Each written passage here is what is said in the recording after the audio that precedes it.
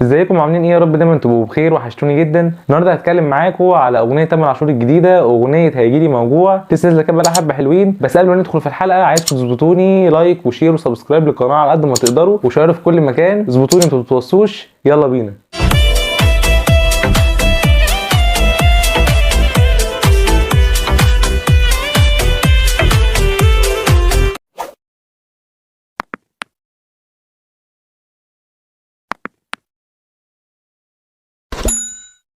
اغنيه تامر عاشور الجديده اغنيه هيجيلي موجوع. الاغنيه هي مبدئيا من كلمات عليم ومن الحان عمرو الشاذلي ومن توزيع عمرو الخضري. شايف ان هي من الاغاني اللي انا سمعتها قبل كده لتامر عاشور من حيث الكلمات، اللي هو انت هتجيلي موجوع وهترجع لي تاني وهترجع نفسك مكسوره، من الاخر اللي هو انت هترجع وهتبقى ندمان ومكسور وكل الحاجات دي. الاغنيه شايف ان هي موضوعها شبه اغاني كتير قبل كده تامر عاشور عمل زيها. ما بقولش ان هو موضوعها كان وحش عشان الناس اللي بتفهم غلط، لكن الموضوع بتاعها كان كويس، وشايف ان هو كان جميل على تامر عاشور.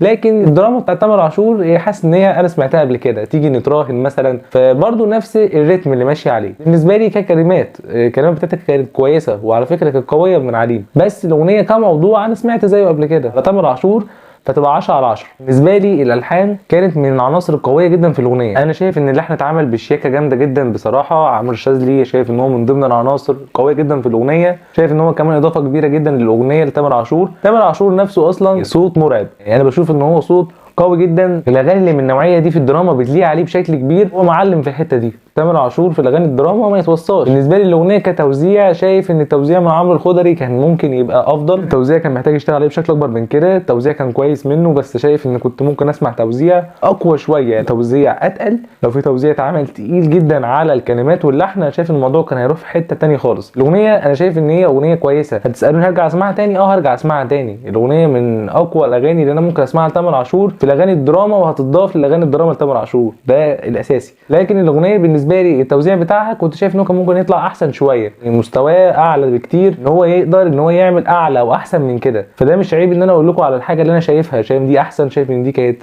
افضل. انا بتكلم معاكم بكل صراحه وبدون اي مجامله ومن غير اي حاجه. الناس اللي عارفيني كويس عارفين ان انا بتكلم بالراي واللي انا شايفه وبرايي الشخصي. بتكلم معاكم انتوا، وانتوا رايكم العام هو اللي يقدر يحكم، وانا بكون اكيد مبسوط لما بسمع رايكم. وانا عايز اعرف كل رايكم في الكومنتات تحت، وقولوا لي الاغنيه كانت عاجباكم ولا ما كانتش قد كده. انا بالنسبه لي الاغنيه اقدر اقيمها وادي لها 7 من 10. شايف ان هي عنصر قوي جدا. لحن كان ممتاز من عمرو الشاذلي، تامر عاشور ابدع فيها، كلمات كانت كويسه من عليم. وتامر عاشور انتوا عارفين كده كده معلم، مش محتاج ان انا اتكلم عليه في الاغاني الدراما. التوزيع كان ممكن يطلع احسن شويه. وده اللي كان عندي النهارده. لو انت لسه جديد بتشوفني اشترك وفعل زر الجرس، واعمل لايك لو لسه بتشوفني وتتفرج على الفيديو وعجبك، وشير في كل مكان لكل اصحابك على قد ما تقدر، ما تنساش. واظبطوني انتوا يا جماعه في كل حته، انتوا ما بتتوصوش كده كده. سلام.